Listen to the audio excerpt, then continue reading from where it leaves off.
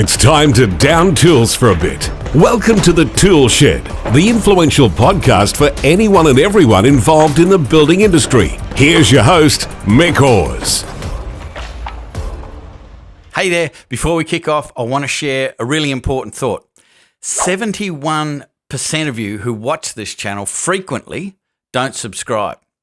So if you've enjoyed any video you've ever watched, can you do me a favor and hit the subscribe button? It helps the channel more than you think, and the bigger the channel gets, the bigger the guests get. So let's go. Hey folks, welcome to this episode of the Tool Shed podcast. On this episode, I'm going to be speaking to Ari Galper. Now, Ari, we're just before I press the go button, we're trying to figure out how long we've known each other before, and it was a long time. So 15 years plus we're thinking, but we don't really know.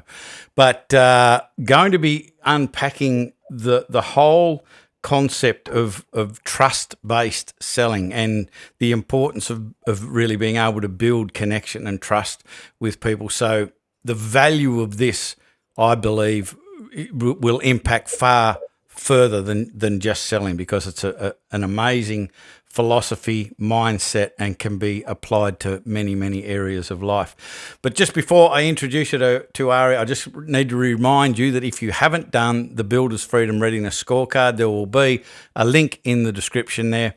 And the purpose of that is if you've been around the sun, let's say at least 10 times in business as a residential builder, and you still got some struggles financially, still got some struggles time-wise, and you don't have the time freedom that you would like by that stage, the simple act of investing 2 minutes in this scorecard will be really beneficial for you, because you'll get, based on your score, you'll get a report that will give you very specific actions to take based on where you're at, what your current position is. So good thing to do for a couple of minutes, but after the podcast, after you've watched this, you can go do that.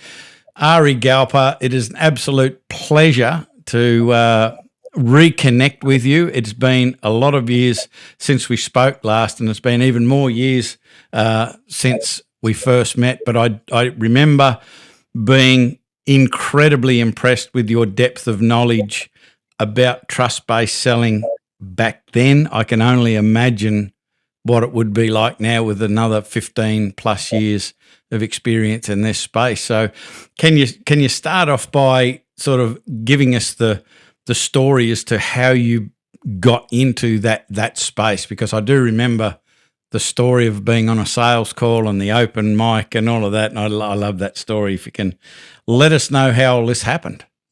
Sure. For those of you who probably caught the accent, just let you know I'm from the U.S. But been in Sydney now for 20 years. Met my wife on a dating site. I'm an Aussie. I have 3 kids. I live in Sydney. So just FYI on that for those listening. So I mentioned that. But there is a story behind our trust-based selling approach, and I think it's pivotal and important to understand where it all came from. So about 20 years ago, I was a sales manager in a software company. We launched the first online data collection tools for websites. It's now called Google Analytics, so you probably heard of that. But we are the first one out the gate. I was managing 18 people underneath me at the time, salespeople, and the big opportunities came across my desk first. The big opportunity. So I got this phone call from the website. A gentleman calls inbound. I pick the phone up.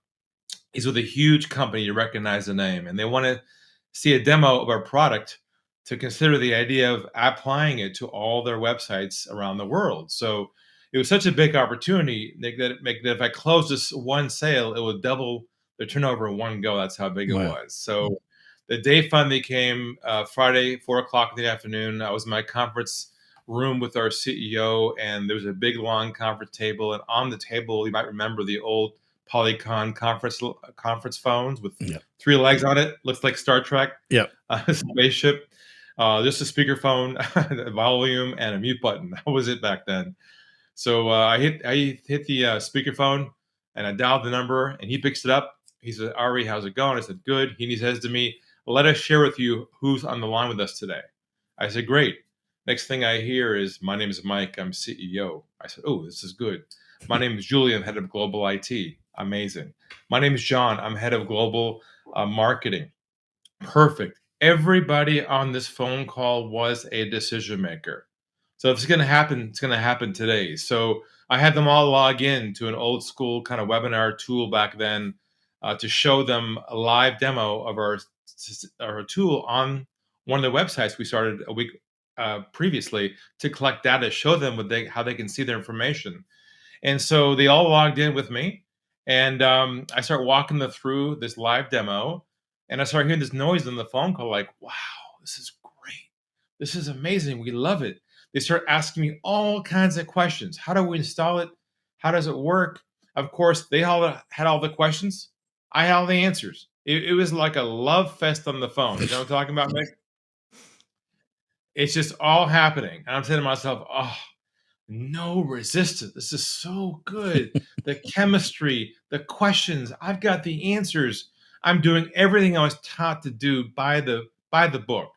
And I'm getting the high five from my CEO, on the side. He's like, "Nice job." And the hour goes by, and my contact says to me, "Ari, we love this. And give us a call a couple of weeks, follow up with us, and we'll move this thing forward." I said to myself, "Thank you, God." I was like, "Oh, what a dream come true." And I said my goodbyes. I took my arm and my hand. I reached for the speakerphone to hit the off button.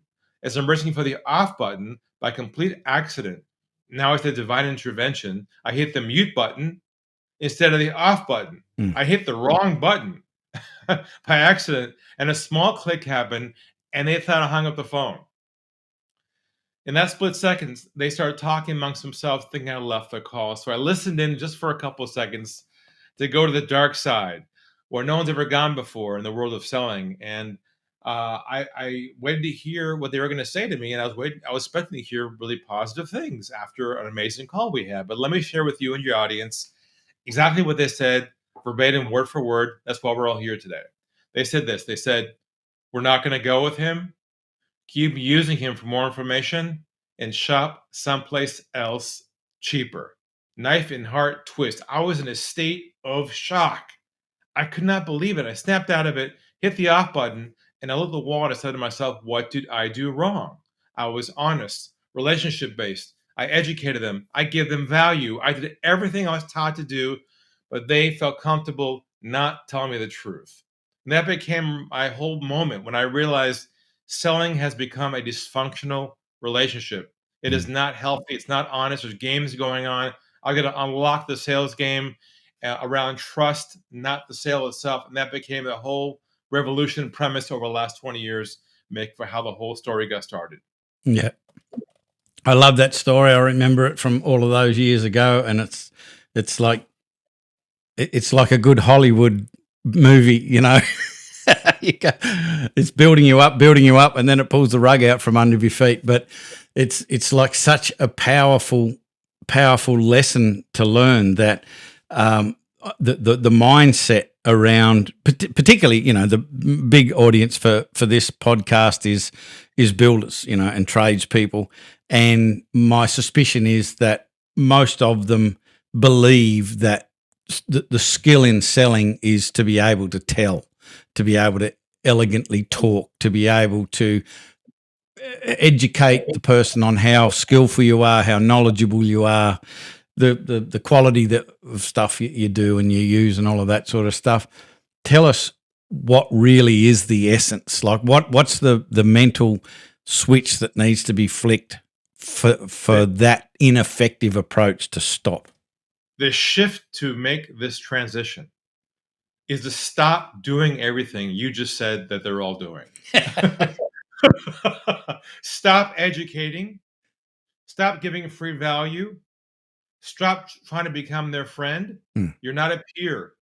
And shift your thinking to more of a doctor-patient mental construct, where you're the doctor, they're the patient. You're not the chemist dispensing the medicine too early. I'll give you an example. So what's the first step you have to go see a doctor? First thing, you schedule an appointment on your diary. Then you drive over there. Then you show up and you wait in the office, and you're waiting. It's late, but you can't invoice them for your time, right? That's not the process. You comply. I've tried. We try. We're not happy, but we agree. We go, and they call your name. You get excited. You walk into the clinic rooms. You close the door, and the doctor says this to you. He says, "Where doesn't hurt. Doesn't try and become your friend, doesn't educate you, doesn't talk about where you went to school, who his patients are, his specialty. He just starts to diagnose your problem and your needs to help you get clarity on the truth behind what you think it might be. Then he does an MRI, X-ray, shows you the problem. Then you're like, oh, that's what I need. Oh, that's the problem. Then he writes you a script. You walk out the door, make you go to one more place before you go to your car. You go to the front desk and you pay. You pay the doctor not for solving your problem, only for clarity on the path to solve it. Most of your builders are probably becoming the chemist and the doctor all in one. Yeah. They're trying to become their friend, educate them, impress them with knowledge. And then they probably hear this. They probably hear, I want to think about it. And that's the breakdown that we have to start to work on. Yeah. That's like super common that I want to think about it. Even so this is quite a common scenario that they've had their first meeting, maybe a number of meetings, gathered the information about what they want. They've been given the builder's been given the plans. It's not uncommon for a builder to spend somewhere between 20 and 40 hours putting together all of the detail and the pricing for a project to hand it over to somebody. And sometimes they do it by email that the result out. And then I quite often hear, and for some reason they ghosted me. I've called them, but they're not calling back. So they're in chasing mode. Yep. Yeah. Are they doing that for free, Mick? Yeah. Wow. That's called free consulting. Yeah. It's crazy. So I would suggest first, and this is going to be a radical discussion today, but I would suggest first of all that all your builders or tradies never again use this word as of today. Never use the word quote ever again or proposal ever again. That commoditizes you because then they'll shop around with something else. Use the word plan instead of quote. Also, I've got a motto we can talk about today called the one-call sale, where your people can learn how to charge a fee, a nominal fee to get commitment in the beginning of the process to get used as a credit towards the job, but at least commit them to you versus someone else. So let's dive into this and start breaking these old chains of chasing these ghosts who don't call you back, because with the size of the sale that you folks are making, it's a lot of time being lost and money too. Well, it's crazy because if you think about, even if it was 20 hours and let's say you get one yes for every 4 quotes, if you like, or plans, proposals, whatever, that's like 60 hours potentially gone. Who pays for that? Like it's crazy. So it needs to be fixed. Absolutely. In fact, if your conversion rate is less than 50% of your qualified leads, you have a problem with your sales process, not your leads. Yep. Right? Most people say, "Oh, Ari, we need more leads. We need more leads." I say, "No, you need to fix your conversion problem, not more leads." Yeah. Yep, you're singing to the choir here. I mean, as I said to you before we started, we teach a process called the Quality Client Pathway, where you don't even begin the process until you've been paid. And like the percentage of people that go ahead with projects when they have paid for all of that time at the start to work out the project and the logistics and what have you, it just skyrockets. But when you've done it all for free, and they ghost you, like the chances of even having a conversation with them in the future has almost disappeared. Yeah, we have clients in your space too. We have roofers, some plumbers, people who do big jobs, and our goal for them is 100% conversion of every single lead that's qualified, because it's not their service that's the problem, it's the process that's the problem. Yep. And so I've developed some languaging, what I call trust-based languaging, in a framework to be able to build that trust quickly from the beginning of the process, not the end, because my theory is the sales lost at the beginning of your process, not the end. Yeah, 100%. I'd love you to unpack that, because again, there's a fair chance that most of what I teach now has been stolen out of your brain, but Let's say it has, because that's exactly what I teach our guys as well. Wait, Nick, you have Ari 1.0 or now Ari 5.0. So Yeah, right. Let's go. What's the new version? I'm keen to learn. 15 years old version. Yeah. So I've refined over the last 5 years a system called the one call sale. Yeah. Where there's no chasing, there's no closing, and no pressure. But it's the conversation you have with a new lead no longer contains relationship building, no longer is you educating them, and no longer is it about you selling your services or talking about you at all. It's more of a doctor-patient conversation. So I'll give you an example. Yep. Let's say your builders meet with someone, I don't know, say on Zoom for a first meeting. It depends on the size of the project, depending on your model there. When they show up, first thing obviously you say is nice to meet you. Nice to meet you as well. That's it for chit chat. Mm-hmm. No more socialization. No more let's become friends. You shift into what I call bedside manner and empathy. You start with this opening question.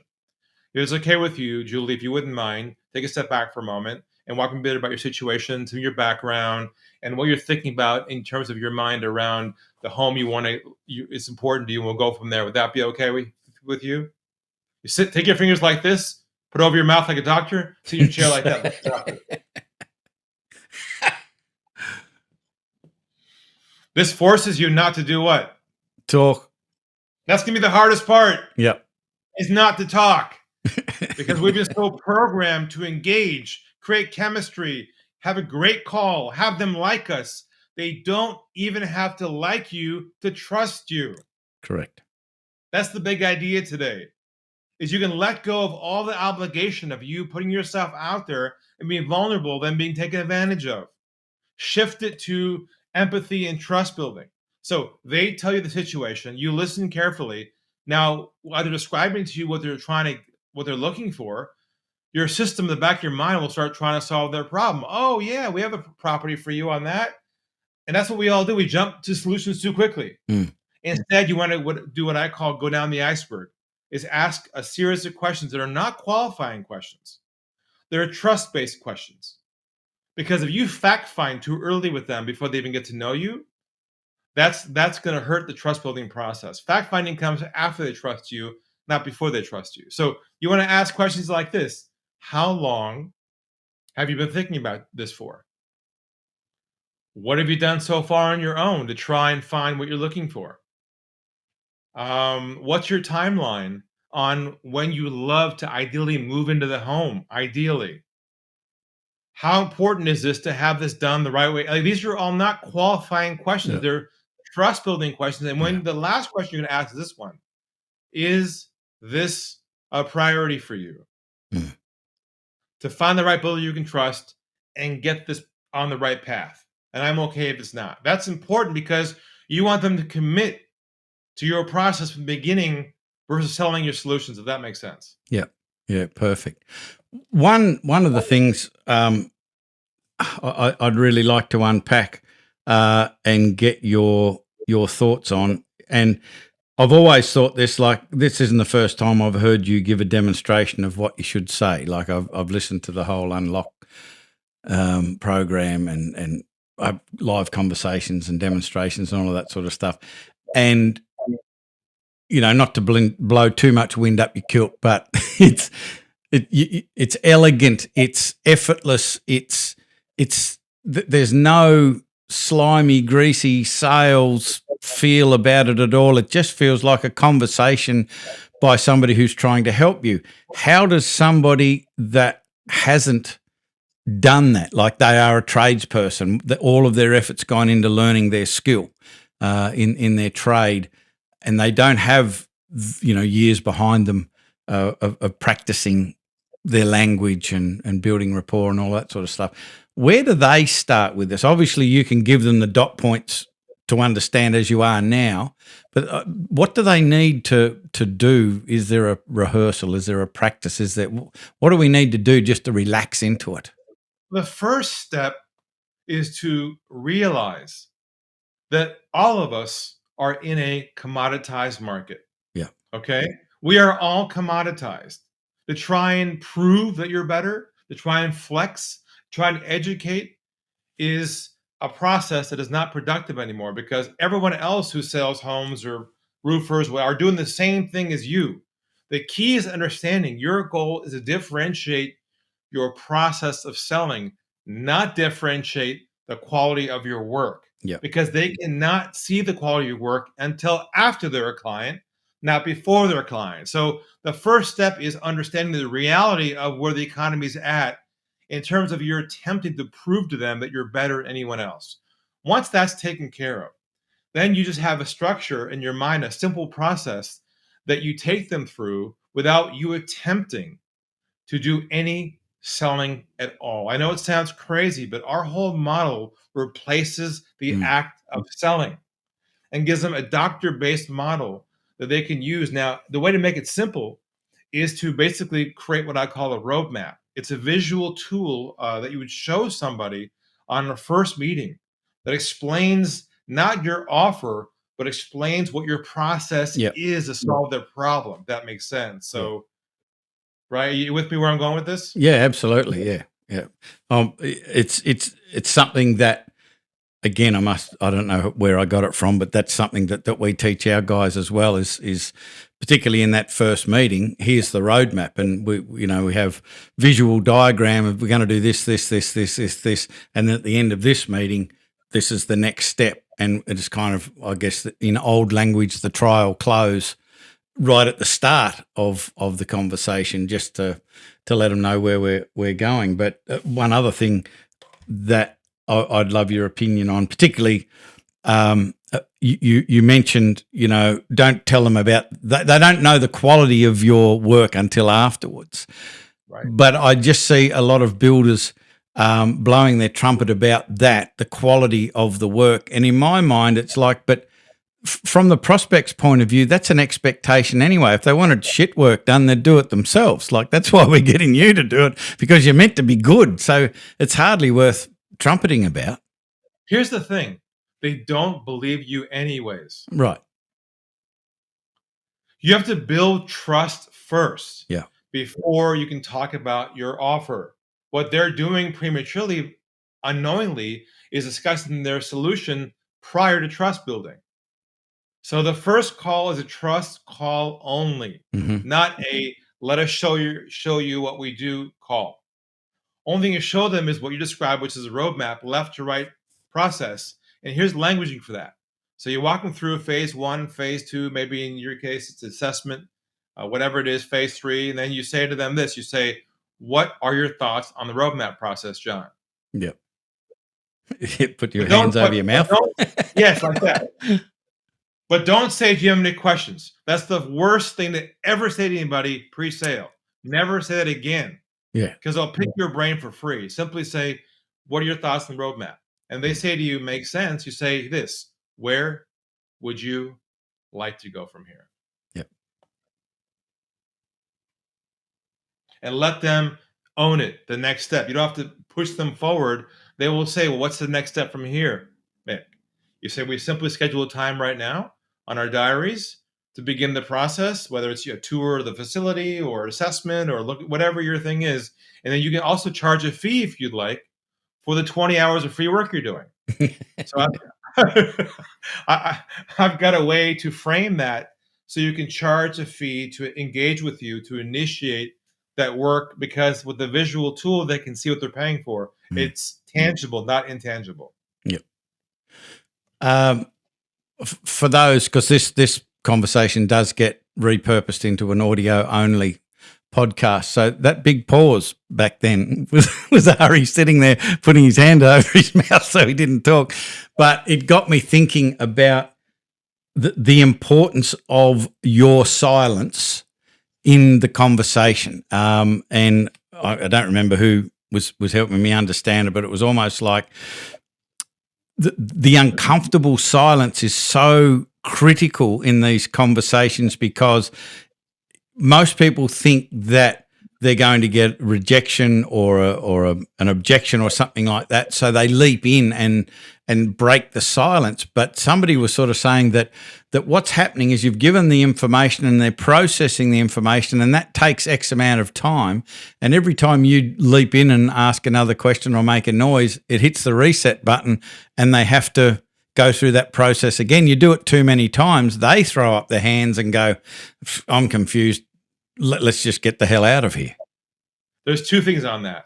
One is they are testing you. Yeah. They are testing you to see if you're going to act like every other contractor who tries to sell them a home. That's the first thing. Number two is what I realize is complexity equals distrust. Simplicity equals trust. Love it. So you have to eliminate stuff from your conversation, because if you give them too much, they got to go process it and they'll say, do you want to think about it? So you cannot add in things to that meeting that's beyond trust. I'll give you a quick story. Like I have one here. When I used to go on site to visit with clients, you see this here? I used to carry this with me under my arm, like a contractor, like an architect. I was very cool back then. I walk in like that to my meeting, and I sat in the meeting, at the boardroom, whatever. And I'd ask those questions that I talked to you about, the going down the iceberg. And then I'd say, is this a priority? They say, sure. And I say, may I walk you through my roadmap process for how I work? They go, sure. I take this out very dramatically. I pop this top off like that. Yeah. I'm going to take this out. And it was laminated extra large roadmap process that I show them. I put that on the conference table, and I swear every head would go, what is that? I go, it's my roadmap process. Stage 1, stage 2. They were so impressed with the process. It's not on the spot. That's excellent. I love that. I particularly like the under the arm walking in. That's big. So at the top of the process that you just had there, the words trusted authority were there. Yes. I love those words, and in my mind, I'm trying to get our guys to. It's not really about being paid for the process of doing the planning for the project. Really, the peak is becoming that trusted authority, because no one else gets a look in, and then they're going, Ari, what do we do? Like, what do we do next? Can you guide us? Here's the information to our bank account, so you can see exactly how much we've got in the bank account. Can you give us the best outcome for what we can afford? Like that's the peak as far as I can see. Look, the word authority, the first word in authority is author. Yeah. Each of your members have to become the author of what I call a trust asset, their own mini book that basically isn't about their life story. It's about the problems that they help their clients solve. And if they had one of those published, they could use that lead generation device to get in the hands of their leads prior to the first meeting. That establishes them as the authority in the process. Then you're the doctor at hello. You don't have to do a lot of the selling part. So there's two pieces of the puzzle here. Obviously, lead generation, trust building, and conversion. Our model. So the typical model, as you probably know, is what's called the sales funnel, right? That looks like this. The idea is you put as much as you can at the top, and you spend all your time for free in the middle working the leads, right? At the bottom, you get a couple pop out the bottom. That's called high lead gen, low conversion, high volume, low conversion. So our model is, we do not teach the funnel model. We teach what's called a sales cylinder. That kind of looks like that little tube. The thing under your arm. Yeah, it looks like this. Yeah. So all you put at the top is your ideal client profile, and you build trust with them only down the whole funnel. No chasing, no follow up, and at the bottom, the majority come out as new clients. Yeah. That's how we operate with our way of thinking around success. With that as well, like building trust versus how pretty much everybody else does it. Like eventually everybody gets a client, but what in your mind is the difference between the quality of the client that comes out of the bottom of a funnel after that experience versus someone that comes out of the bottom of a cylinder? Great question. What's the difference? Most tradies advertise on Facebook, right? Yeah. and they get a contact us form, and they chase them back to follow up for a quote or whatever it might be, right? Yep. So the first difference is the cylinder contains no chasing and no follow-up. What I mean by that is when the lead comes in, they're automatically scheduled on the calendar like a doctor's office. Same concept. It's a by appointment only business model where they schedule a consultation about their situation and they're mailed out in the mail a trust box. A trust box is like one of these little books inside of it. We do these for our clients as well, and they get inside there, so they get the box with the book prior to the scheduled meeting. You block out 7 days in advance on your calendar to make sure the book arrives before the meeting begins. Yep. It's all programmed in a way to sequence it so trust is being built all the way through. Then they show up for the first meeting, and they've got your trust asset. They understand you understand them, and now they're ready to ask for help. No more selling anymore. That's how you create that cylinder. Then you use the one-call sale process to charge them a fee to work with them to engage inside your process. That's essentially how you keep it tight without a leaky bucket. Yeah. And it to me, that changes the whole relationship dynamic right at the start. And that circles back around to something we were talking about a little while ago, that if we're going to call it the sale is lost at the start, not at the end. Because of the relationship dynamic is set up that, basically I'm paying you, so you're my flunky. You do it my way because I'm paying you. Right. I own the process. It's not a peer-to-peer relationship. Yeah. It's the authority doctor to patient relationship. You got to shift that dynamic because it's a battle of control. Either you're in their process, jumping through hoops, chasing people, doing free education, or they're in your process from the beginning and they learn to behave the way that's appropriate for you to really help them in a way they need the help. Yeah. So one thing that whizzed through my mind when you were talking about the doctor's appointment model, so they the lead comes in and then it's scheduled the same as a doctor. And I would imagine that the builder thinking or listening to this now would go, but what about all of the other people who don't make an appointment? I'm losing them. How do we change that mindset? Because it's like they're going to be a waste of time anyway. Like the person that makes the appointment is going to be gold. You're not going to waste the time. They go through the cylinder, happy days. Why do you need to waste your time or have your time wasted by all of the people who aren't even prepared to book a call and have a conversation with you? That comes from the old myth of selling is a numbers game. It's not a numbers game. You are whale hunting, not fishing in the ocean. Yeah.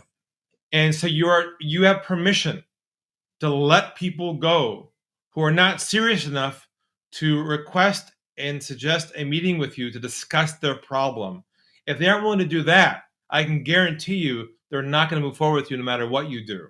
So when you experience this live and you get someone in your funnel and a meeting with you and they trust you and agree to work with you on one meeting, then you'll go, oh, right, I can stop chasing the leads altogether now, because you don't want the fish to swim away who aren't hungry to bite the bait. So you got to set this up from the beginning in a way that removes resistance, so they want to trust. The reason why they don't show up to meetings or you chase them because they don't trust you. It's a trust issue, not a sales issue. Yeah. And I expect certainty comes into this as well. Like if somebody goes into a process and their first experience is that things are definite, things are certain in this process. There's a lot of confidence in this process. It's not this, I'll call you sometime next week stuff, and it all just goes pear-shaped. Those little experiences right at the start, I believe, create a level of certainty.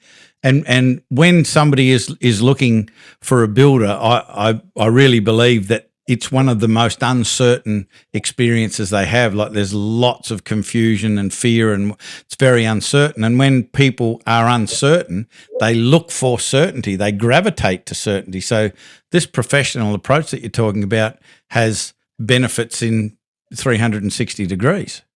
Structure equals trust. If you have no structure right now and you're chasing these people, they do not feel comfortable with you because they feel like trying to sell them your product. Your goal is not to sell your services. Your goal is to build trust with them for them to feel safe and comfortable being vulnerable with you, to tell you the truth of where they're at. Otherwise, you get that conference call like I had over and over again at Groundhog Day every single day, chasing leads who don't tell you the truth. If you don't shift your thinking on this now, as the economy becomes more challenging, you're going to be stuck chasing more and more leads in the same vortex. Yeah.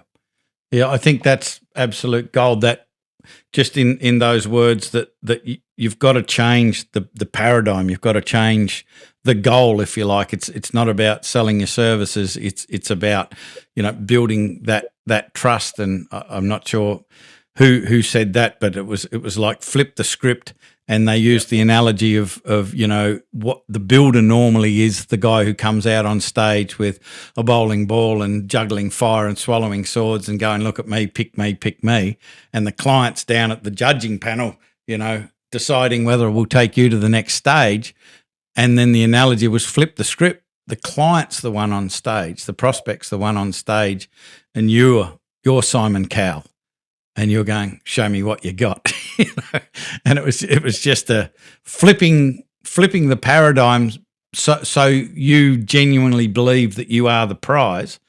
But it's not good enough just to believe you are the prize. You've got to have that structure that you're talking about. They've got to experience the professionalism and the structure. Here's the big idea. The big idea is this. They are hiring you based on your process, not your offering. Yeah. That's a big shift.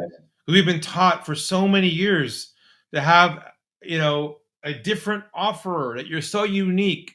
How can they resist your offer? Well, like I said, we're now in a commoditized economy. You can't say you're better.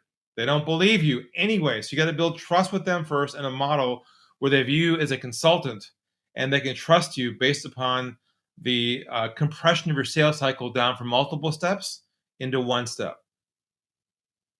So somebody listening to this going, I think I'm doing it completely wrong. I need some help. Where do they find you? What's the pathway? What's your structure? How do they get to see what's in the tube? Honestly, the simplest way to do this is to order my new book called Trust in a Split Second. Just go to thetrustbook.com. Order it there. It's in the post. We'll mail it to you. It's not digital, physical. And you have a chance on your checkout page to schedule a time on our diaries to have a chat with us about your situation. We can analyze your model and figure out where the holes are. It's the only way to make the shift is to begin by getting that book at thetrustbook.com. Yeah, excellent. I'll be getting it because I love reading about this sort of stuff. And, I went through Unlock the Sales Game, was it called, or Unlock the Game? Yes. Back in the day. And it's just brilliant stuff. And obviously, through this conversation, things have been refined. The landscape has shifted in any case, like the perspective, the knowledge, the expectations of the prospects have changed over the last decade and a half significantly. And the market's become more fragmented, much more fragmented now, more channels, more complicated. So the goal is to simplify the experience for your potential prospects. They are not caught in the maze of shopping you anymore. Yeah. Sorry, go ahead. Well, I was just about to say on one of the words I noticed on the your website is, the act of selling as a dehumanizing is I'll put my teeth back in, dehumanizing experience. And I'd love your thoughts on this, because I think this potentially is going to be a massive problem, particularly for the younger generation, because they love technology, and in the advent of AI and ChatGPT and all of those things, you can create agents and all of this and get a lot of things off your plate that you used to do. I think the younger guys are going to automate the crap out of everything and create a massive vacuum where people are going to be desperate to have human contact, speaking to a real person, seeing a real person face to face. In fact, I even heard, what's his name, the marketing guy in the States. Can't remember his name. I should remember his name. It'll come to me just as I finish. But he wants to buy the New York Jets or whatever. That guy, and he was saying that he believes that in the not too distant future, people will be paying other people to go for a walk, like dog walkers, like that. That's going to be the vacuum of person to person contact that we're all going to want. And what you're talking about, your whole process is humanizing the process. It's not dehumanizing the process. You can automate all of the other crap that happens behind the scenes, but any sort of conversation, I believe needs to be phone, Zoom, or face-to-face, not in that order. You don't want to automate out trust. Yep. Well, you can't, can you? Well, like you said, if you jump too fast into AI without building trust first in your process, you'll kill the whole thing. Mm. Yeah. So, my thoughts are automate everything else to make more space, to add the opportunity in your business to spend time with people and build that trust. Yeah.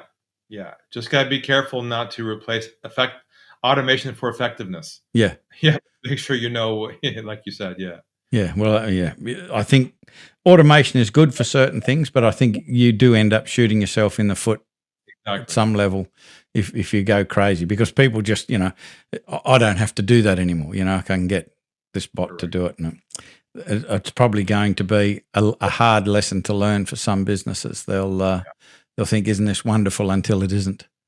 Sure. It's been outstanding having this conversation with you. It's just been great to catch up with you and learn these little refinements. I love the way you put it. As I said, the way when I listen to you, I kind of feel like I go into a little bit of a hypnotic trance, the way that you put things together, and you've developed the ability over the time to communicate quite a complex concept very, very simply, and make it easy to understand and implement. So it's just fantastic. And I encourage everybody to get out. We'll make sure we've got the link for the book, etc. in the I'll give you one more tip for your listeners. That'll be really helpful. I'm going to ask you all, as of today, to never again use this phrase in your vocabulary. And this might hurt just a bit. All right. I'm going to ask you never again to use the word follow-up ever again the rest of your life as of today. Don't email anyone the word follow-up. Don't call and say, I'm going to follow up. Follow-up is a sales word. It tells them you're calling to move them forward. That puts pressure on them. That's the worst phrase to ever use. Change that phrase. Replace it with this one instead. I'm just giving you a call to see if you have any feedback on our previous conversation. Any feedback on our plan, any feedback on the house visit, any feedback's going backwards away from the sale, and that creates the truth in the dialogue. So that one change alone will be a game changer for you. Yeah, love it. Thank you so much. Hopefully it won't be another 15 plus years before we speak again, but I don't know what we'll be talking about in 15 years. It would be an interesting conversation anyway.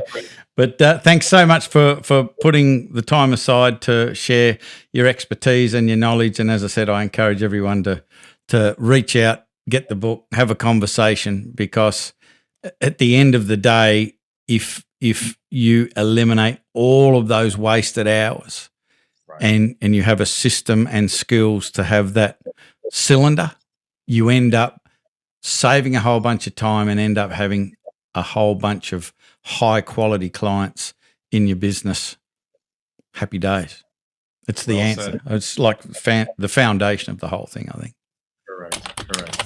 Thank you very much, and hopefully we will be speaking with you again at not too far into the distance in the future. Sounds good. Be well. So, folks, I hope you enjoyed that. I certainly did. I love unpacking these sorts of things because it addresses the essence of what a quality, any business that has a product or a service that requires what you might have called selling. This is the essence of it. This can change. It's a game changer. It really, really is. And so having someone like Ari in your corner where you've got someone who is respected worldwide, being the leading authority in trust-based selling, they're a good person to have in your corner. And as I said, Ari's ideas have infected me over the years. It's something that I still teach now. It was great to catch up and learn the 5.0 version instead of the 1.0 version. So I'll be getting the book. You get the book. The link will be in the description, and reach out and have that conversation. Now, after we've finished here, is the time to go and do the scorecard. So hit the link, go do the scorecard. 2 minutes, you'll get some suggestions, some actions in your inbox to be able to improve your time freedom as well as get rid of some of that financial stress. There'll be some little actions that you'll be able to take that will make a difference very, very quickly. So we will be back with another episode of the Toolshed podcast. Before you know it, I'm Mick Hawes from Builders Business Black Belt. That is all. I am out. Bye for now. You've been listening to The Tool Shed. If this podcast struck a chord with you, make sure you spread the word by sharing it with your mates in the building industry. We love your help to make the building industry better for everyone involved.